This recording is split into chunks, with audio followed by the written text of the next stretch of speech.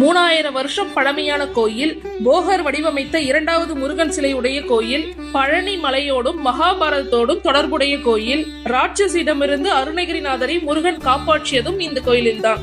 இப்படி பலரும் அறியப்படாத அதிசயங்களை கொண்ட கோயிலை தான் நம்ம இந்த வீடியோ மூலம் பார்க்க போறோம். வாங்க வீடியோக்குள்ள போகலாம். இந்த கோயில் எங்க இருக்குன்னா, மலைகளின் இளவரசியான கொடைக்கானல்ல இருந்து 18 கிலோமீட்டர் தூரத்தில் பூம்பாறை என்னும் கிராமத்துலதான் இந்த கோயில் அமைந்திருக்கு. எல்லா கோயில்களிலும் ஐம்பொன், வெண்கலம், கற்களால் ஆன சிலைகளை தான் பார்த்திருப்பீங்க. ஏன் தங்கத்தால் ஆன சிலைகள் கூட பார்த்திருப்பீங்க. ஆனா இந்தியாவிலேயே இந்த கோயில்ல மட்டும்தான் அபூர்வமான தசபாஷணத்தால் செய்யப்பட்ட முருகன் சிலை இருக்குங்க. பழனியில இருக்க தண்டாயுதபாணி முருகன் சிலையை நவபாஷண முறையில செய்த போகர் தான் இந்த கோயில்ல இருக்க முருகன் சிலையை தசபாஷண முறையில செய்தாராம். தச என்றால் 10, பாசனம் என்றால் மூலிகை மற்றும் விஷம். 10 வகையான மூலிகைகளையும் விஷங்களையும் கொண்டு உருவாக்கப்பட்டதுதான் இந்த முருகன் சிலை. புராண கதையில் பழனி மலைக்கும் பூம்பாறை மலைக்கும் நடுவில் உள்ள யானை முட்டி